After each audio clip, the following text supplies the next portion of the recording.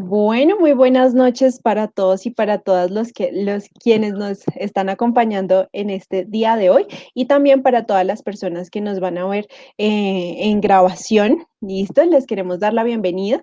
El día de hoy, pues en nuestro live vamos a hablar de dificultades y trastornos de aprendizaje, cómo identificarlos e intervenirlos, ¿cierto? Tanto desde casa como desde el colegio. ¿Cierto? Empezar a identificar esos procesos, entender qué son y cómo también podemos trabajar en pro de la mejoría de estos procesos.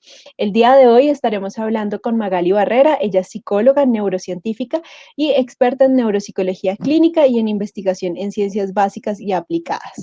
Bueno, Maga, como te conozco, ¿cierto?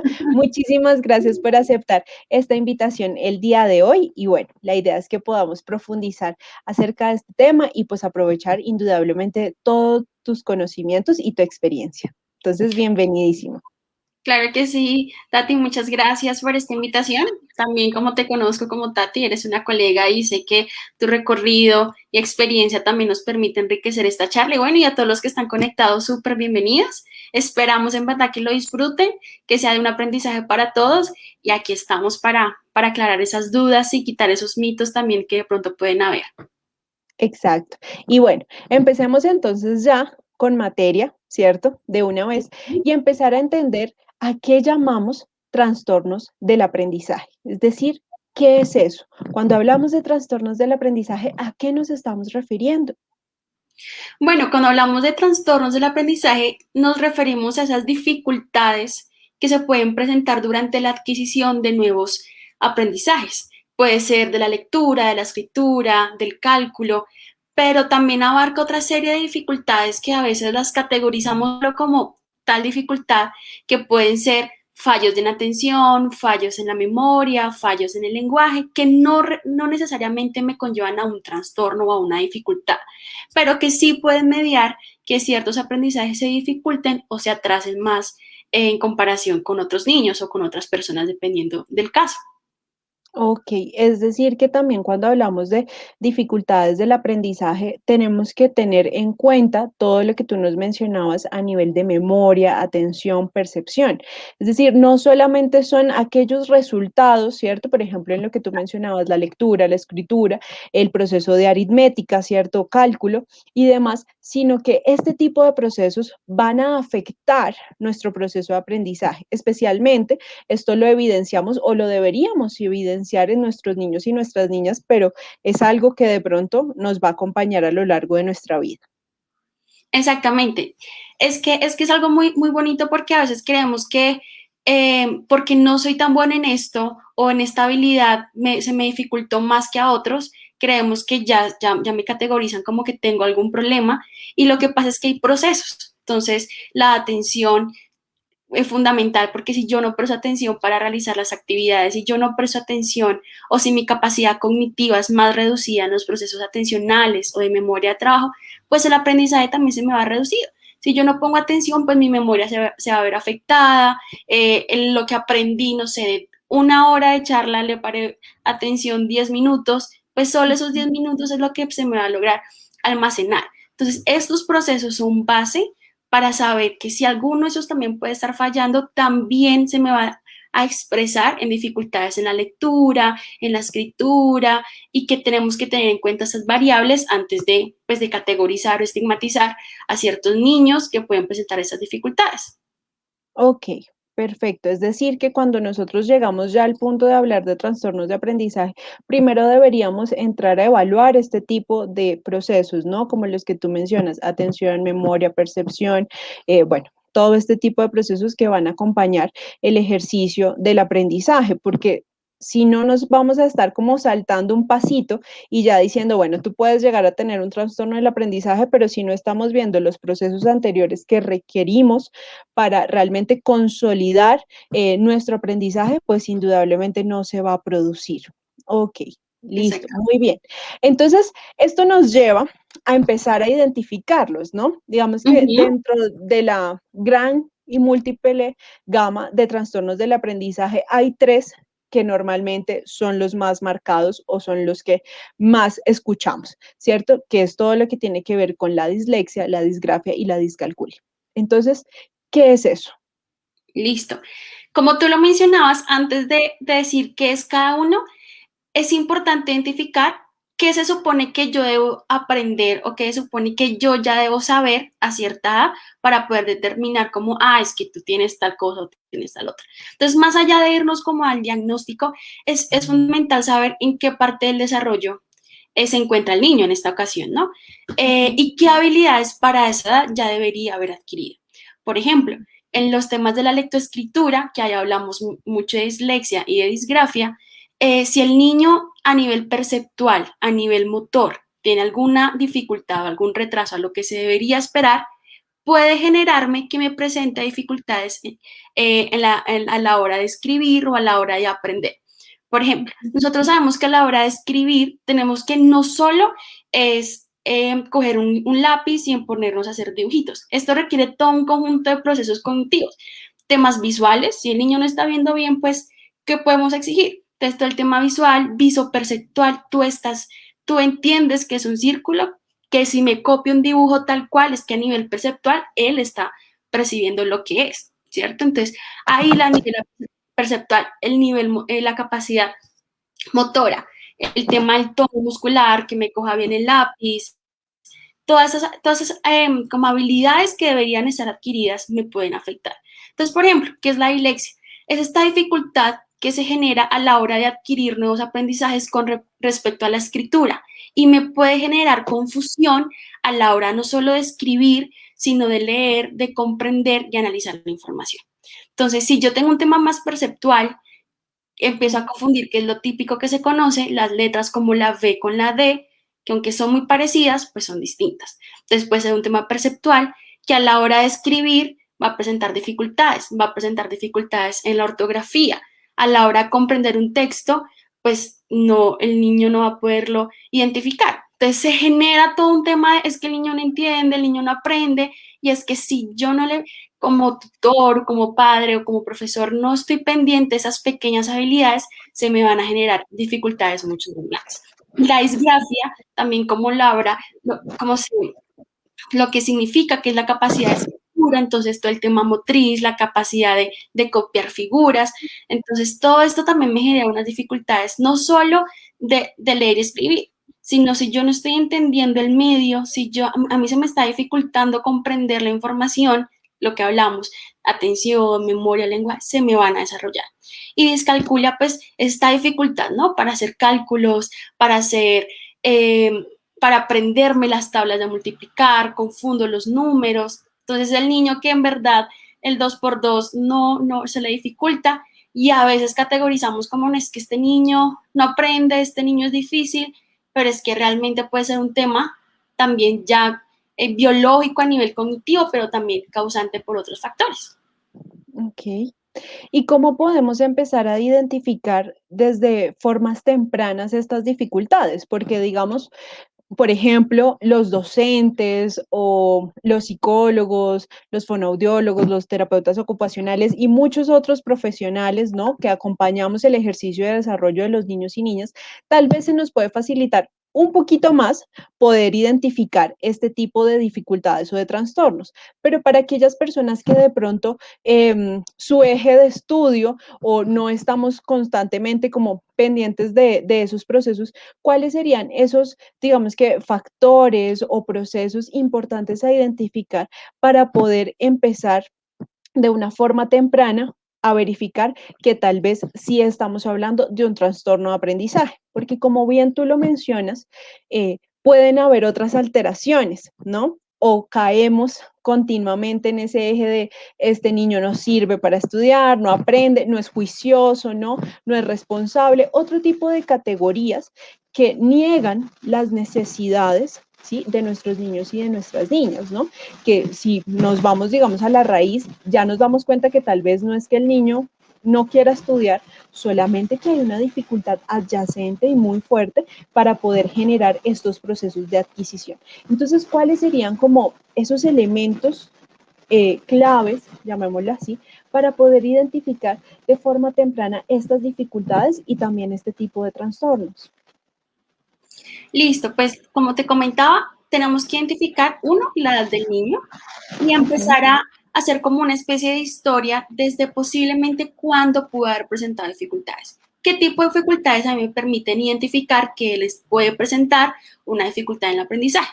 Y es, el niño no quiere hacer tareas, entonces prefiere hacer otras cosas y no se concentra, pero a la hora de yo revisar su cuaderno, su tarea, veo que hay dificultad, uno, a la hora de coger el lápiz, el tema motriz, no hay el tono muscular, no hay la fuerza, no hay la coordinación.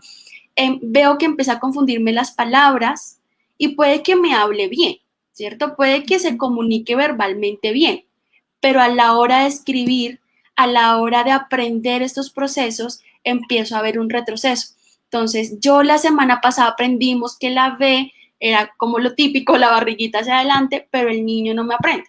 Entonces, uno, empezar, lo que te digo, revisar los cuadernos. Si yo veo que día tras día, ya algo que yo ya le había enseñado, él no lo está adquiriendo, es una señal de alerta.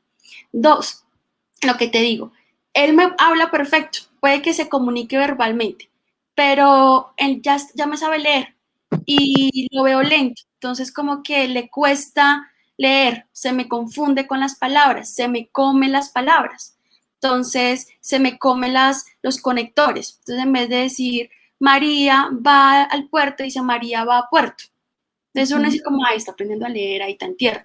No, tenemos que empezar a identificar que se está comiendo algunas palabras, algunas consonantes. Entonces, es como ejercicio, es ponga al niño a leer para el tema de la dislexia, como está leyendo, póngalo a escribir. Pero no solo eso, en la parte de matemáticas. Entonces, igualmente, estamos aprendiendo a sumar y a restar y sentimos que el niño no está avanzando. Entonces, ¿qué puede ser? Puede ser un tema atencional, puede ser ya un tema más del trastorno que se está empezando como a manifestar. Entonces, el niño pues sigue contando con los dedos y ya de pronto debería hacer cálculos solos, se le dificulta hacer sumas, en la parte lógica, como de si te doy, no sé, te entrego 5 libros, te presté 5 y luego te quitaron 2, se lo prestaste a tu amiguita, ¿cuántos te quedaron? Entonces, hacer ese tipo de dificultades que ya no es de lápiz y papel, sino que me requiere pensar, analizar la situación, resolver un problema, empiezo a ver dificultades, son señales de alarma. Entonces, a veces se solapan con lo que tú decías, no, es que él es perezoso, es que él no le gusta estudiar, es que él es así, entonces es que él habla enredado, incluso también temas de dicción y temas de lenguaje, entonces es que él habla así, es que es chiquito y es consentido, entonces sí, en ciertas maneras puede que sí, pero sí tenemos que estar monitoreando. También las profes en los colegios son muy pilas y ellas como que nos dicen, ¿no? O sea, como el niño está presentando tal dificultad y los papás también tienen que ser receptivos a la hora de recibir las críticas y poner planes de acción para que esas dificultades no crezcan. Ok. Digamos, ¿y desde qué edades nosotros podríamos empezar como a hacer ese rastreo, llamémoslo, entre comillas, ¿cierto? Para identificar estas posibles dificultades, más o menos desde qué edades podríamos estar diciendo, bueno, aquí ya puede ser que no sea un eje de aprendizaje, ¿cierto? De pronto que está en el proceso, como tú mencionas, sino que tal vez estos ejes sistemáticos y este tipo de comportamientos y este tipo de dificultades cuando ya se vuelven algo reiterativo, pues a partir de qué edades podríamos estar hablando ya de poder entrar a revisar y a evaluar si es un posible trastorno de aprendizaje. Uno puede hacer una evaluación de esas habilidades básicas desde los 2 años. O sea, Ok. y yo no puedo decir que a los 2 años el niño tiene un trastorno porque no, me está adquiriendo el lenguaje, me está adquiriendo la lógica, pero sí puede empezar a mirar, el niño tiene 2 años, 3 años y no me habla, tengo que pararle atención. La interacción, le paso 2 y le digo, dame esas 2 y el niño no me responde, empiezo a identificar que hay algunas dificultades en la interacción social, en el juego. ¿Cuándo se debe hacer un diagnóstico adecuado? Cuando ya el niño está aprendiendo a adquirir sus habilidades de lectoescritura, ponle 5 o 6 años. A los 5 Ok. años se supone que ya van a estar aprendiendo a escribir y a leer. Entonces, si yo veo que aquí, en específico, en estos trastornos, el niño me está generando dificultades, ahí ya tengo que empezar a hacerle una evaluación neuropsicológica, hacer un buen examen, pues ya con respecto a la parte clínica y en ocasiones terapéuticas. Esto no quiere decir que entonces que el niño no le descubrimos que tiene esta dificultad, entonces el niño ya para toda la vida va a tener dislexia o discalculia. En algunas ocasiones sí, si no se trata a tiempo, pero se pueden manejar y se pueden identificar y trabajar a tiempo. O sea, no es algo que si se trabaja no puede generar tantos riesgos, pero sí puede generar algunas dificultades en el aprendizaje. Entonces, desde los 2 yo ya puedo hacer un screening y ya a los 5 o 6 años que ya me está leyendo y escribiendo, ahí ya es el mejor momento para identificar si está presente o no este tipo de trastornos o dificultades. Ok, entonces vamos a ir, digamos que fragmentando, ¿cierto? Estos tres trastornos que son los más, digamos que como visibles dentro del eje académico, ¿cierto? Porque esto principalmente también se ve en el eje académico, pero como tú mencionas también desde otro tipo de procesos interaccionales, en ese uno a uno, tanto cuidador como tutor o docente o padre, con nuestros niños y nuestras niñas. Entonces, vamos a empezar con la dislexia, ¿cierto? Entonces, podríamos hablar, como tú nos mencionabas ahorita, que la dislexia sería como esa dificultad con respecto a la lectura, ¿cierto? O sea, cuando hablamos de dislexia estamos hablando de una dificultad para adquirir, procesar o ejecutar todo lo que tiene que ver con el eje de aprendizaje de la lectura, ¿cierto? Y aquí digamos que tú nos mencionabas como algunos elementos, uno de los clásicos, ¿cierto? Como confundir las letras, yo creo que ese es el que a todos se nos viene como a la cabeza en el momento en el que hablamos de dislexia y para muchos es el proceso o la alarma más significativa, ¿no? Si pasa esto, aquí hay que prestarle atención. Pero también aquí encontramos en la dislexia otro tipo de procesos como esa dificultad para el tema del deletreo, ¿cierto? Y todo lo que tiene que ver con el eje de conciencia fonológica, ¿sí? Para quienes nos están escuchando, y es que la conciencia fonológica es ese manejo o ese conocimiento o interpretación de los sonidos de las palabras, ¿no? Si yo no tengo una buena conciencia, va a ser muy difícil poder traducir esa información o traducir esa información en un ejercicio de escritura, ¿cierto? Además de eso, podemos también presentar como esa dificultad para como nombrar, ¿cierto? Ciertos elementos, ¿sí? Como los colores, las letras, los números, ¿sí? Obviamente dependiendo, como tú mencionabas, de la edad, ¿sí? Y esto va a estar muy ligado también con esos errores de sustitución y rotación e inversión de las letras, que es lo que más puede ser visible en el momento de entrar a revisar desde procesos tempranos, ¿sí? Lo que está sucediendo. Pero también veíamos y revisando todo este tema como que es importante el poco dominio ortográfico, ¿no? Si yo no tengo una buena claridad en los procesos de adquisición de lectura, pues difícilmente voy a poder generar un proceso, digamos, de dominio ortográfico, ¿cierto? Y Exacto. todo lo que tiene que ver con la afectación de la comprensión lectora, ¿sí? Porque Y las quiero palabras es como adicionar si... ahí algo, Tati, discúlpame por interrumpirte, No, y no, no. es la parte perceptual que influye mucho y a veces no le paramos bolas, como se dice, al tema, y es, si te das cuenta, es un tema de la percepción con respecto a la escritura, como te decías, de la rotación, de la inversión, incluso de la omisión.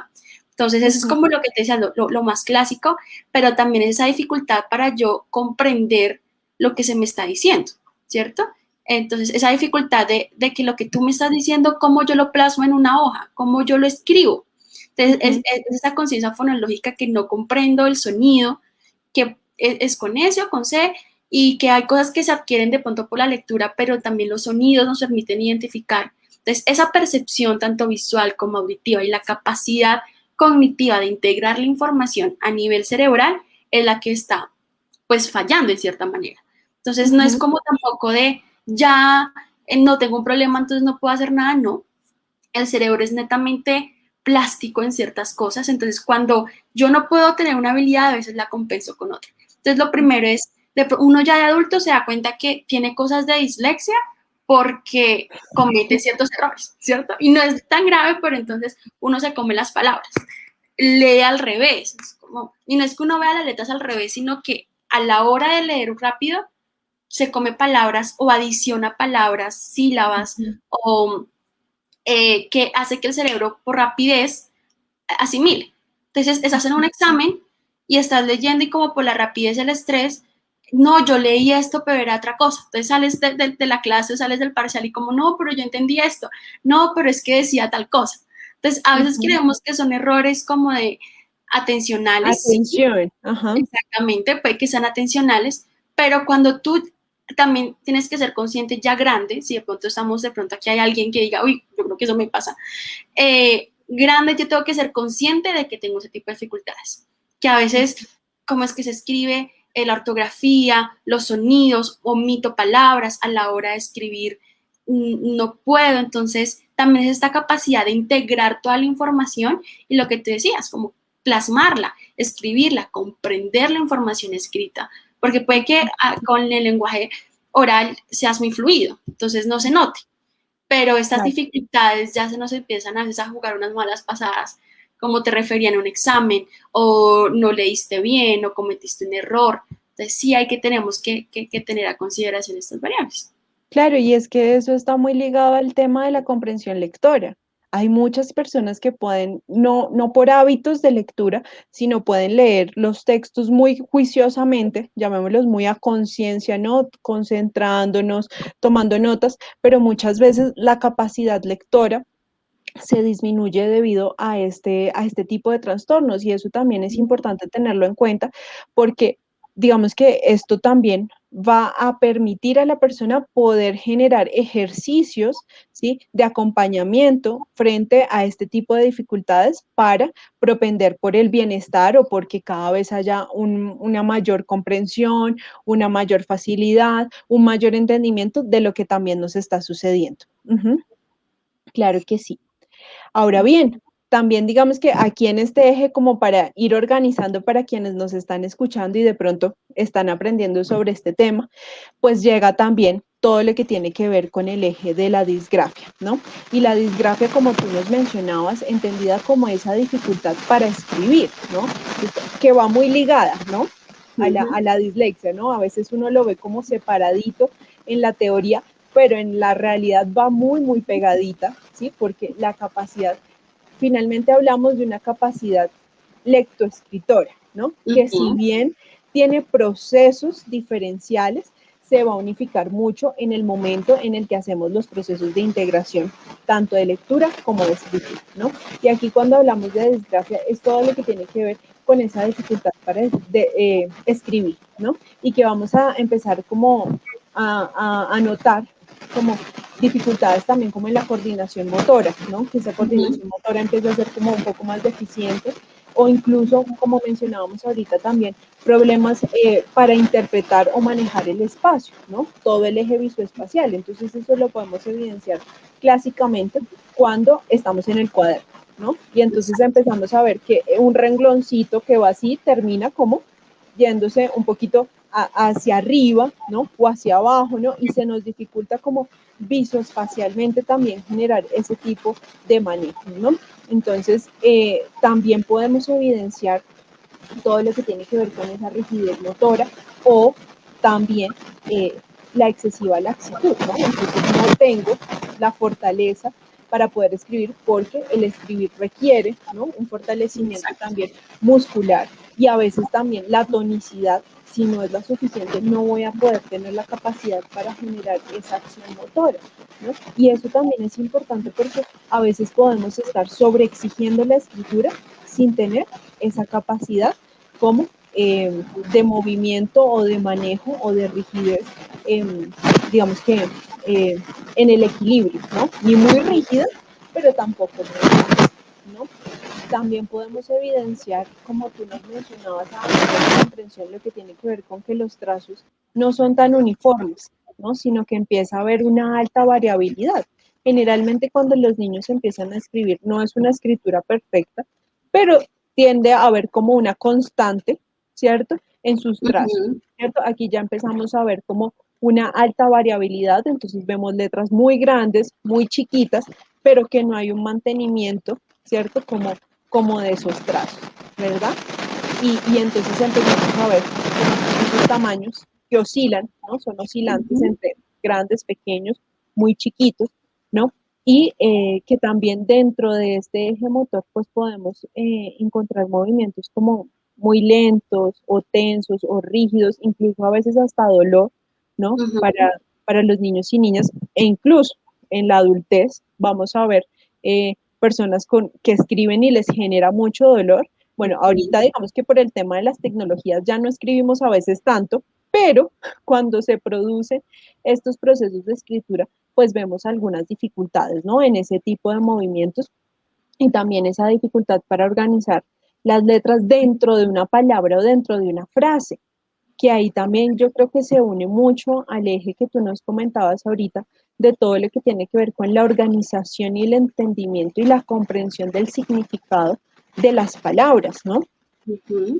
Exacto, y es muy interesante cómo todo el organismo en sí es un conjunto, ¿no? Entonces, si yo no comprendo la información que se me está dando, pues muy difícil me es replicar lo que me están pidiendo.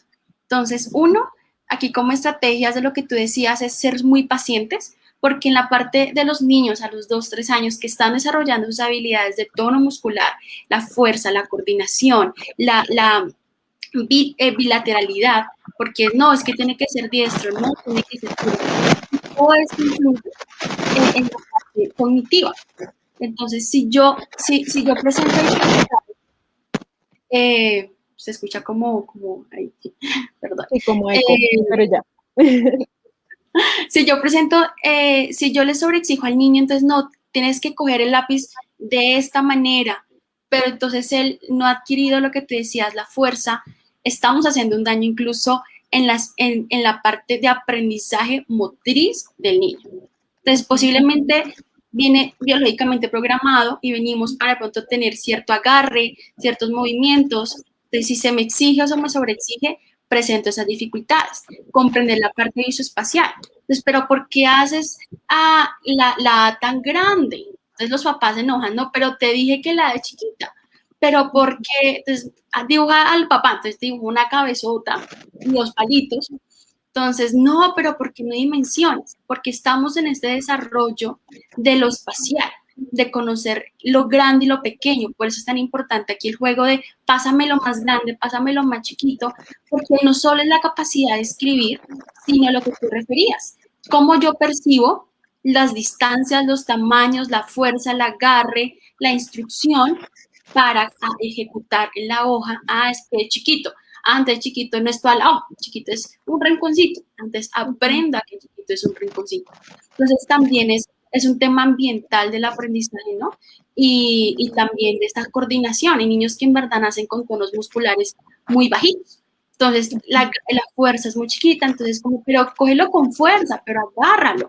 Entonces vemos a veces a las profes como, pero dale con ganas, o los papás. Entonces, no, hay que entender que hay niños con un tono muscular disminuido que tenemos que empezar también a fortalecer y toda la parte visoespacial, ¿no? También están con la lateralidad, que es izquierda, que es derecha, arriba, abajo. Entonces, también esto puede generar que se desarrollen ese tipo de disgrafias que lo que referíamos a la hora de escribir, pues omito palabras, hago muy fuerte, no calculo los espacios y me genera también ese tipo de dificultades académicos, ¿no? Y también desde grandes, incluso laborales. Claro. Mira que esto que tú mencionas, Maga, es muy importante. La vez pasada también en uno de nuestros lives estábamos también con Natalia Hermosilla, que ella es como experta en metodologías para la enseñanza de la lectura y la escritura, y nos mencionaba también cosas como las que tú nos indicas en este momento, y es primero entender que primero leemos y luego escribimos, ¿no? Porque a veces como que queremos hacer todo al tiempo o a veces tenemos un afán incesante por adelantar, digamos que a los niños y las niñas a que ya aprendan, a que ya lean, cuando realmente hay un proceso desde desarrollo cerebral, desde hitos de desarrollo, o sea que nosotros no nacemos con la capacidad pues al añito de leer y escribir, no, sino que necesitamos unas etapas, una tonicidad, unos ejes importantes. Y mira que ella nos mencionaba, ¿cierto? En todo esto que también tú nos mencionas, es que, digamos, primero, antes de los 3 años, estamos hablando es de estimulación temprana, ni siquiera estamos hablando de procesos de desarrollo lectoescritor, ¿cierto? Y después de la estimulación temprana, ahí sí tenemos que empezar a generar acciones de aprestamiento, ¿sí? Para posteriormente sí generar un aprendizaje tanto de la escritura como de la lectura. ¿Sí? Y que es importante entender que primero leemos y luego escribimos. Por eso la dislexia y la disgrafia van a ir tan de la mano, ¿no? O sea, van a ir tan pegaditas y es porque si bien es cierto que los procesos se generan de forma, digamos que primero el proceso de lectura y luego de escritura, siempre van a ir muy ligados por todo lo que tiene que ver también con el eje motor, la percepción visoespacial, todo lo que tiene que ver con el eje de percepción, conciencia fonológica y demás. ¿No? Y esto que tú también mencionabas es, por ejemplo, cuando empezamos digamos que utilizamos esta palabra como obligar o de pronto presionar un poquito a nuestros niños y nuestras niñas, por ejemplo, con el tema de la pinza, ¿no? Y entonces a los 2 añitos ya queremos que el niño pues genere la pinza cuando el agarre que ellos tienen es el agarre inicial, ¿no? Que es así, para luego sí pasar a este y ahí sí finalmente la pinza.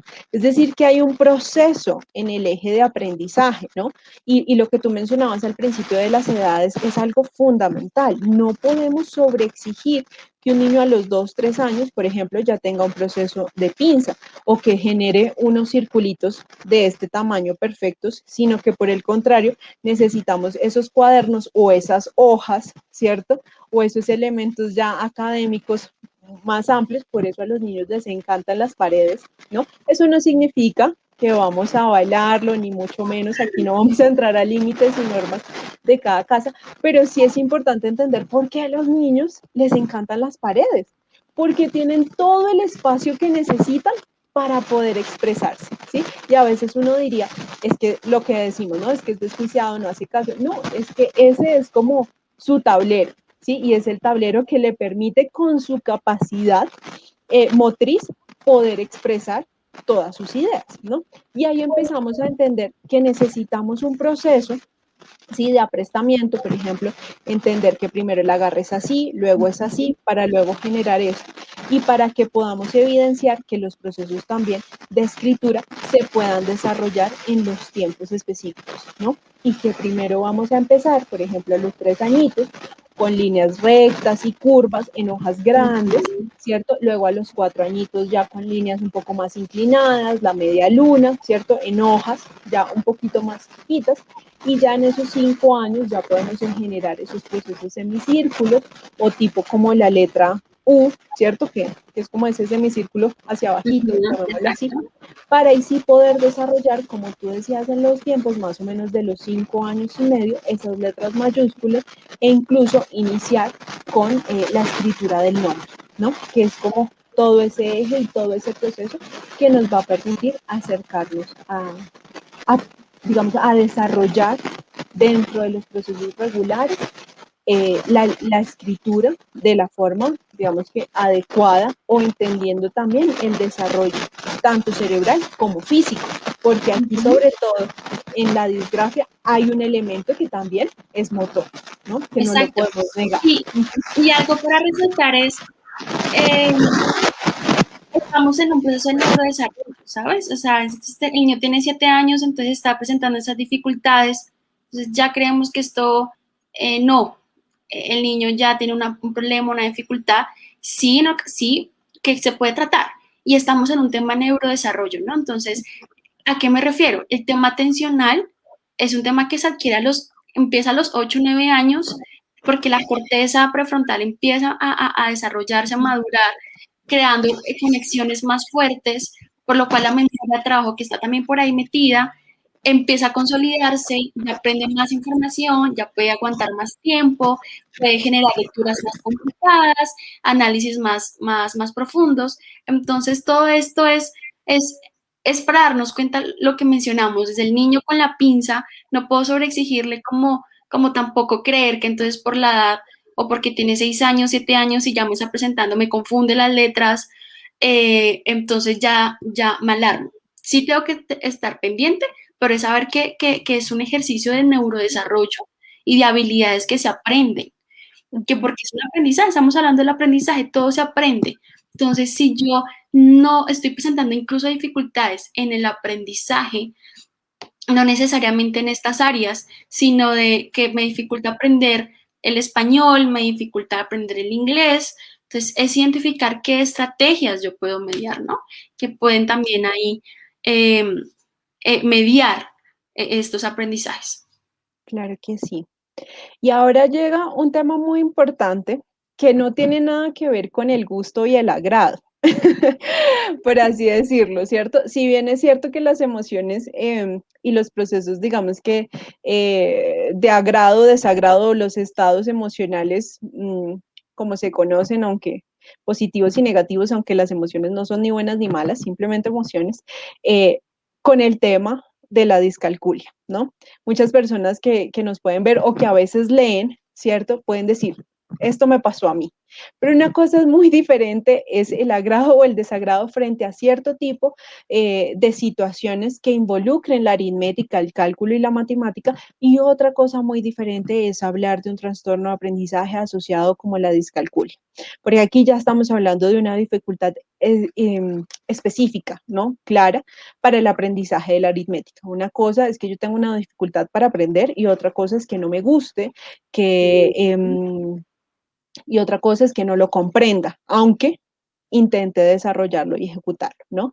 Y aquí vamos a encontrar en la discalculia, como tú nos mencionabas, todo lo que tiene que ver con el eje de la lógica y de la matemática, pero también podemos encontrar situaciones como esa dificultad para clasificar los objetos, ¿cierto? Cuando somos chiquitos y nos dicen, bueno, clasifiquemos por animales, por frutas, ¿cierto? Todo ese de clasificación frente a algún tipo de características, también lo que tiene que ver con esas dificultades del más que y menos que, ¿no? Esos pececitos que muchos aprendimos, ¿no? Y que los tenemos aquí guardaditos, se empiezan a dificultar, a generar esos procesos de comprensión que ya no fluyen tanto, sino que empezamos a ver que hay un eje que por más de que a veces lo intentamos, como que no hay una comprensión, ¿no? A veces esto va mucho más allá del esfuerzo, sino del eje de comprensión, ¿sí? También para lo que tiene que ver con el tema de ordenamiento, ¿no? De ciertos elementos según sus características. Entonces, lo mismo, tamaño, formas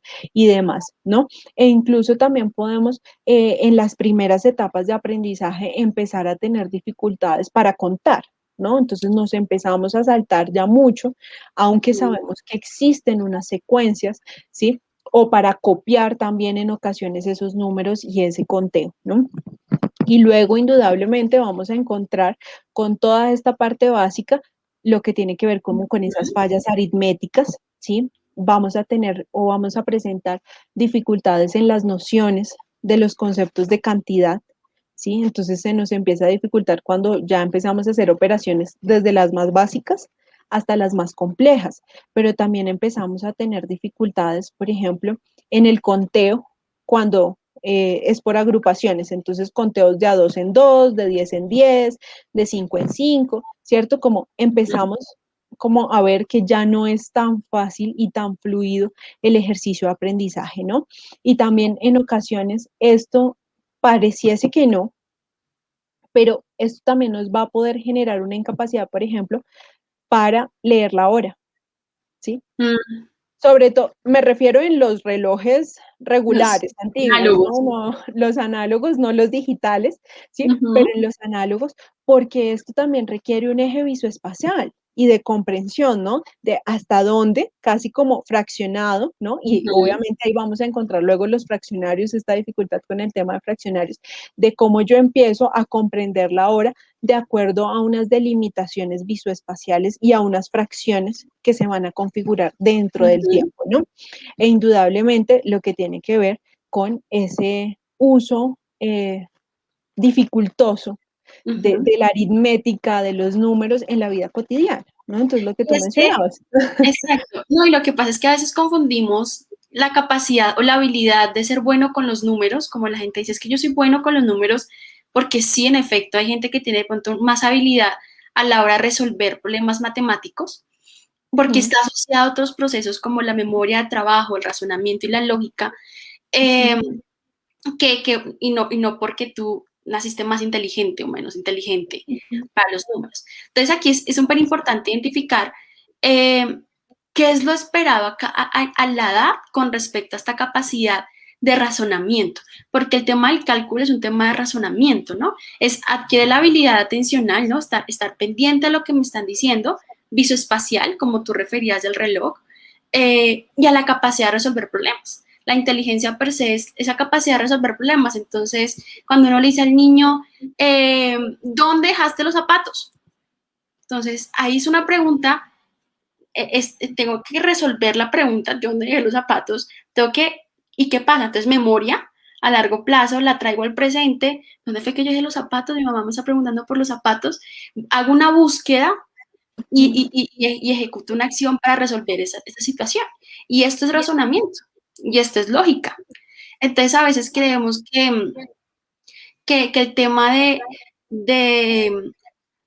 del cálculo, entonces los niños no lo pueden presentar porque, no sé, esto es una habilidad de grandes. Eso es lo que tú referías, la capacidad de resolver problemas, de darle la mitad a tu hermanito.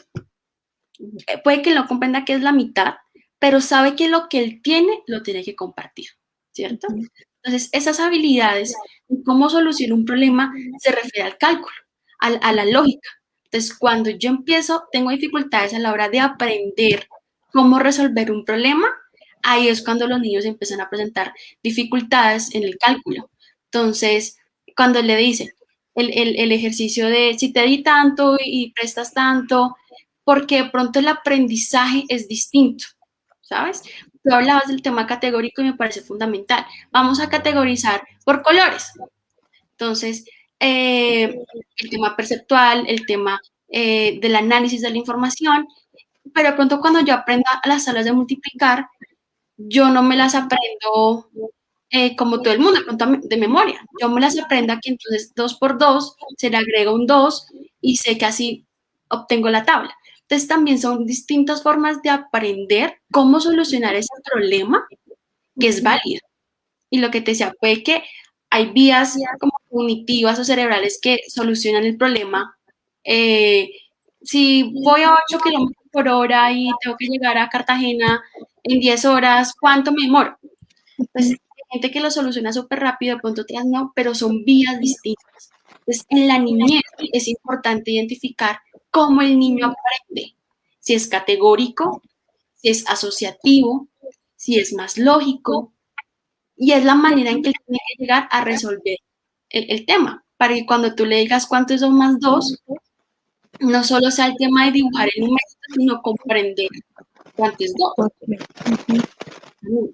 Entonces, sí también es importante el cómo soluciona problemas, cómo aprende, si asocia, si es más visual. No es que yo vi que lo amarillo estaba, los bananos son amarillos y están en la mesa. Entonces, yo sé que el amarillo va sobre la mesa. Eso es amarillo. Entonces, es como ellos van asociando y van aprendiendo y de ahí es una estrategia que yo puedo usar para identificar el aprendizaje, ¿no? Y que el tema del cálculo, como tú referías, no es un tema de gustos, es un tema de resolver problemas, de Ujú. cómo yo, de lo que aprendí, ¿cierto? De las tablas, de sumar, dar fraccionarios, a solucionar un problema. Entonces, sí es importante identificar cómo aprende el niño y no, pero ¿cómo es que no te sabes el 2 por 2? Cantamos la canción, te puse por toda la casa la tabla de multiplicar.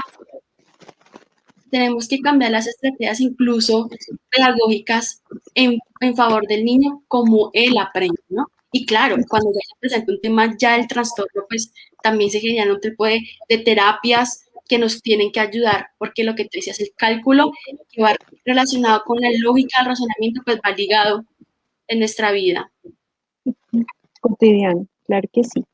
Bueno, y ahí empezamos a identificar, ¿cierto? Que es la Ujú. dislexia, la disgrafia, la discalculia, ¿cierto? Como esos elementos claves para Exacto. prestar atención desde casa. Pero ¿cómo desde este conocimiento que tenemos y desde que muchos en casa tal vez no tenemos a todos los profesionales, pues ahí a la mano, ¿cierto? Indudablemente, pues cómo podríamos empezar a intervenir desde casa y también desde la escuela o el colegio este tipo de dificultades y trastornos del aprendizaje. ¿Cuáles serían Bueno, como esos elementos claves? Ujú. dame un dito, conecto mi computador. Dale, no te preocupes, ¿sí? Porque lo que tú mencionas, Pero ¿sí? es una interesante pregunta. Ujú. Sí, dale. Dale, no te preocupes, ¿sí? Porque lo que tú mencionas es algo fundamental y es que si bien en ocasiones vamos a necesitar otro tipo de profesionales que nos acompañen en este ejercicio de comprensión, de entendimiento, ¿cierto? De apropiación de ejes de aprendizaje, pues también muchas veces y sobre todo en este tiempo, pues que tenemos muchos todavía los procesos de aprendizaje en casa, ¿cierto? Debido pues a la contingencia ahorita que en este momento estamos, o los procesos de alternancia, pues a veces las profes ya no están todos los días, todo el tiempo con nosotros, pues cómo podríamos empezar desde casa y también desde escuela, colegio, a intervenir o a promover este tipo de procesos de aprendizaje para que nuestros niños logren empezar a superar y a trabajar todo lo que tiene que ver con sus dificultades y trastornos del aprendizaje. Súper. Tenemos que tener en cuenta lo que te digo, la edad del niño, y más que enfocarnos en prevenir de pronto que el niño me desarrolle un trastorno, es más bien lo que tú referías, qué puedo hacer yo incluso para incentivar nuevos aprendizajes y que esas dificultades pues no nos preocupen.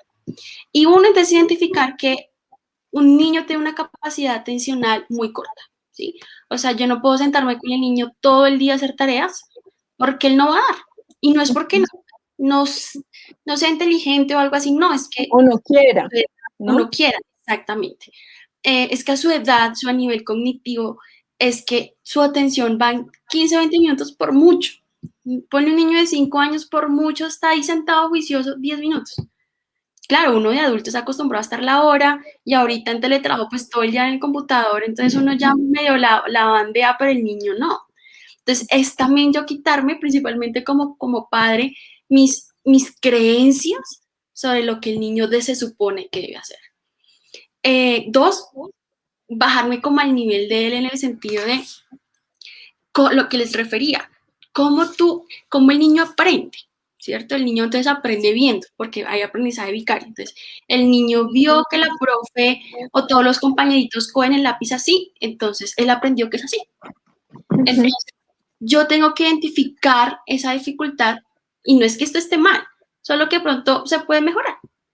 Entonces, entonces yo le muestro, yo soy el ejemplo, mira cómo se hace, ¿cierto? Y la repetición. El aprendizaje es visual, pero también el aprendizaje se genera por asociación y repetición. Entonces, vamos a hacerla y vamos a hacerlo didáctico, vamos a hacerlo creativo, vamos a hacerlo que se disfrute. Si usted como adulto lo disfruta, su niño lo va a disfrutar. Pero si para usted es una carga, pues para el niño también. Entonces, que sea un tiempo para disfrutarlo. Entonces, si te tienes que quedar todo el día haciendo la cartelera, la letra A, pues disfrútala. Pero que el niño aprenda, y creo que lo hablabas también, el aprendizaje con la emoción. Cuando un niño disfruta lo que hace, va a aprender. Entonces, el ambiente tiene que ser enriquecido. Y enriquecido no es que tenga todos los juguetes, todos los colores, el computador, todas las profes. No, el ambiente enriquecido es que él esté cómodo, se sienta contento, feliz, con espacios para hacer sus tareas, con espacios para jugar, con espacios para cenar. La Y de delimitación descanso también. de Ujú. descanso, que aprenda, y ahora estamos hablando de lo perceptual, ¿no? Que hay espacios, que hay tiempos, que el aprendizaje se aprende. Entonces el papá si es súper desordenado, pues el niño lo va a aprender. Eso es así. Entonces, y en la estrategia de cómo yo hago para que el niño en verdad me aprenda es identifico, ¿no? Cuánto tiempo él me dura poniéndome atención, si a él es más llamativo por los colores, entonces le encanta el color azul, entonces me voy por el color azul. A él le encanta, entonces con la canción, entonces, pero todo el día le canto, pero entonces un día le aprendo la tabla a multiplicar con la canción, y hago que el aprendizaje que tuvimos se mantenga. Entonces, ¿qué nos pasa incluso uno de grande? Entonces, yo estudié, pero si yo no lo repaso incluso en el día, pues se me olvida. Entonces, si yo le enseño al niño las tablas de multiplicar, tengo que aprender cómo yo le enseño a usar la tabla de multiplicar. Entonces yo le digo, si tengo 2 manzanas y compré otras 2, ¿cuántas me quedan? No, no sé. No, vamos, tú puedes. 4. Entonces, lo que me senté yo 1 hora con el niño, en el juego, en la cotidianidad, al pedirle un favor, de nuevo, resolución de problemas, cálculo, lógica, estoy desarrollando sus habilidades y estoy ayudando a, como a fortalecer esas capacidades cognitivas. Es que a veces queremos que todo es aislado, ¿no? Y no. La atención, las habilidades motoras, visoespaciales, la lógica, el cálculo, todo nos lleva a resolver problemas.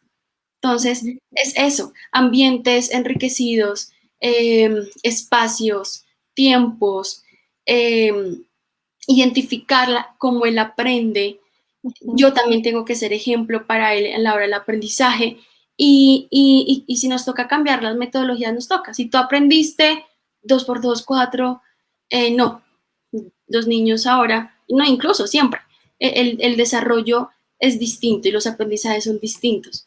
Entonces, hay que estar muy dispuestos y paciencia, ¿no? Creo que en esos tiempos de pandemia la paciencia es algo que no se quiere cuando son niños chiquitos, pero es la mejor manera para enseñar, porque se Claro. enseña con el miedo y la angustia y el niño le da miedo. Entonces, matemáticas, y no es que no sepa matemáticas, es que sabe que matemáticas el papá lo va a regañar.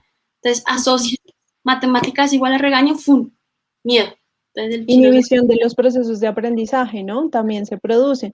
Incluso muchas veces no estamos hablando de un trastorno del aprendizaje, sino de la inhibición por este tipo de asociaciones desagradables, ¿no? Frente al proceso de aprendizaje, no de aprender o de que yo tenga un problema, sino que la asociación ya se vuelve algo incómodo. Y eso incluso lo podemos ver en la adultez, ¿no? O sea, hay personas que eligen ciertas carreras porque no quieren ver matemáticas, ciertas carreras porque no quieren leer ni escribir, ciertos elementos, ocupaciones y demás, pero indudablemente necesitamos de un cerebro integrado. ¿Sí? Nosotros muchas veces hablamos de diversos cerebros, como desde un eje más psicopedagógico, llamémoslo así, pero realmente estamos hablando de un eje que no está tan alejado, o sea, no es que por allí en un lado estén las matemáticas, lo que tú mencionabas, por el otro lado la lectura y por el otro lado la escritura, sino que todo va a estar entretejido, ¿no? Entonces podríamos hablar, claro, a mí se me pueden dificultar las matemáticas si no tengo comprensión lectora de las problemáticas, ¿sí? Y exactamente. obviamente la ejecución en la escritura, pues si no hay ese tipo de comprensión, pues indudablemente van a existir falencias, ¿no? Entonces, indudablemente yo creo que algo muy importante y relevante son todos esos contextos enriquecidos de materiales y formas de aprendizaje e identificar, creo que tú mencionas algo fundamental y es el identificar la forma en la que aprenden nuestros niños y nuestras niñas. Todos aprendemos de formas diferentes, unos más verbales, unos más visuales, unos más musicales, artísticos, pero no significa que eso limite los procesos de aprendizaje, sino por el contrario, que puedan ser mucho más ricos dentro de esos diversos ejes, ¿no? Yo siempre el ejemplo que ponía y sobre todo cuando trabajaba en el jardín era, bueno, si a mi hijo inicialmente no le gusta el lápiz, bueno, pues utilicemos de pronto una camita de sal, una camita de azúcar y que empiece a escribir, ¿no? Y entonces eso luego con el tiempo va a hacer que de pronto al principio el lápiz no le gustaba o el crayón, ¿cierto? O el plumón o demás, ¿sí? No le gustaba, ok, empecemos de pronto con el ejercicio táctil, ¿no? O con la pintura, lo que tú mencionabas, o con la plastilina, ¿sí? Todos estos elementos educativos que hay mil y un formas, ¿no? También en cositas que encontramos en la casa, la lenteja, el frijolito para contar, bueno, todos los elementos que a veces tenemos en casa pueden ser proveedores de herramientas para aprender, ¿no? Lo que tú mencionabas, no necesito tener pues todas las herramientas tecnológicas o materiales, sino incluso con cosas y elementos de casa podemos aprovecharlos para que nuestros niños y nuestras niñas aprendan. Claro que sí. Bueno, yo creo que este es un mensaje muy importante para empezar a identificar y a entender qué son esas dificultades y trastornos del aprendizaje y también cómo desde casa y desde escuela podemos empezar a trabajarlos para que estas dificultades pues digamos que no se perpetúen o no se generen, digamos, desde un eje como más crónico, ¿cierto? A lo largo del tiempo, sino que ojalá en la medida de lo posible pudiésemos hacer ejes de intervención temprana a fin de poder indudablemente intervenir en estas dificultades y trastornos del aprendizaje para que cada vez los procesos de aprendizaje sean más agradables y más viables para nuestros niños, nuestras niñas y finalmente quienes se convertirán en los adolescentes y adultos pues de ese mañana, ¿no? Entonces, Exacto. yo creo Y que nos vamos con esos mensajes. dale, quería simplemente agregar y es, Claro. si yo veo estas dificultades, de nuevo, enseño en el amor, ¿no? Lo identifico y sé que lo repetimos y repetimos el tema, pues ahí me doy cuenta que hay una dificultad.